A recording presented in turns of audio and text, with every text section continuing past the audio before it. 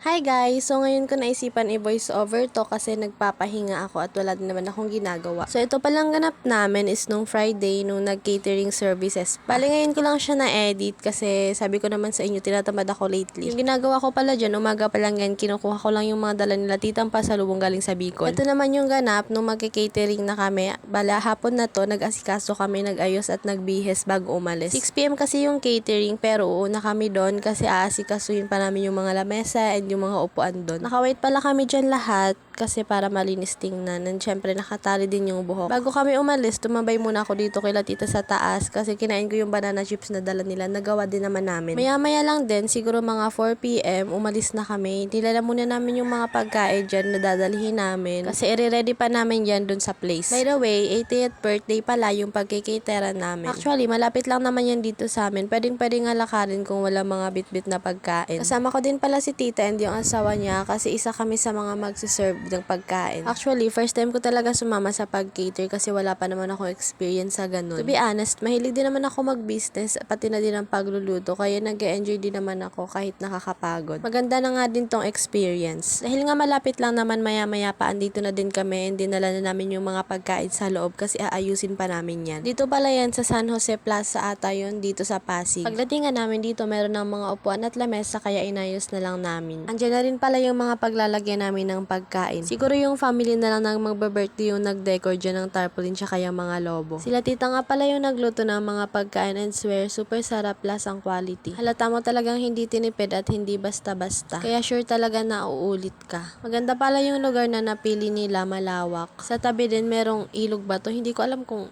Pasig River yan or what. Ito na nga pala itsura after namin malagyan ng mga damit yung upuan at yung lamesa and after namin ayusin. Yes, simple lang naman yung pagkakaayos. Mga oras nga na to, kami-kami pa lang din at wala pa namang mga bisita. Magandang experience yung ganito yung parang mga nagsiserve ng pagkain sa reception ng hotel. Pagpasensyahan nyo na pala guys kung ganito yung boses ko. Hindi kasi ako sanay mag voice over sa ibang lugar kaya parang naiilang ako. Ito na nga pala yung itsura after namin maayos yung mga pagkain dyan sa lagayan. Wala pa nga masyadong tao ng mga oras na yun at andyan pa lang yung nag-assist sa amin. May bubong pala dito sa pinagpwestuhan namin and dun sa may mga lamesa. Pero dyan sa nakikita nyo, wala siyang bubong. Kaya nung kinagabihan umulan ng malakas.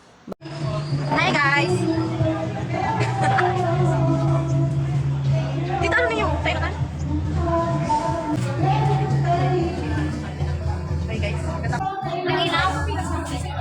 Ayan o. Sana na. May mga dito.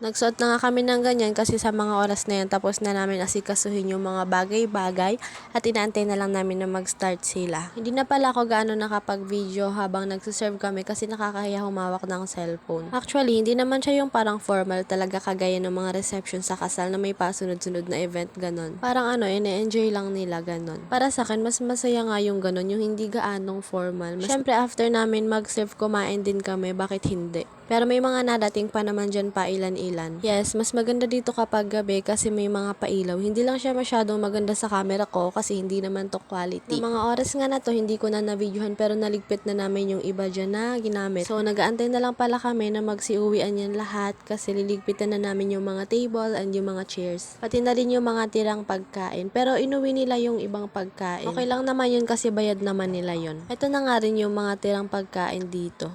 Beef caldereta, chicken pastel, ano to, biko dala nila, cordon bleu, lumpiang sariwa, fish fillet. Inantay na lang pala namin na patapos sila and niligpit naman namin, hindi ko na na-videohan. Andito na kami dyan sa labas kasi dinala na namin yung mga plato and yung iba pa. Umuna na din pala sila dyan umuwi kasi dala na nila yung ibang mga plato. Pati na din yung ibang mga food tray. Pwede naman yun iuwi kasi sobra naman yung niluto ni Tita Tess para sa mga bisita. Palagi niya daw talaga sinosobrahan kapag kaganon. Mas maganda na nga yun kaysa naman sa kulang.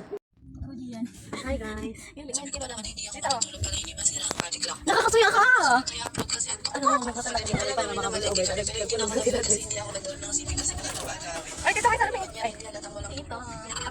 Na mga oras nga na to, nakasakay na kami dyan at pauwi na kami. Sa tansya ko, siguro mag-11 na ng mga oras na to. Dahil nga malapit lang din, nakauwi na din naman kami dyan kaagad. Kumain din pala kami dyan pagka-uwi. Nakakapagod pero nakaka-enjoy naman at the same time. Kung nakaabot ka dito sa last part, thank you so much for watching. See you on my next mini vlog.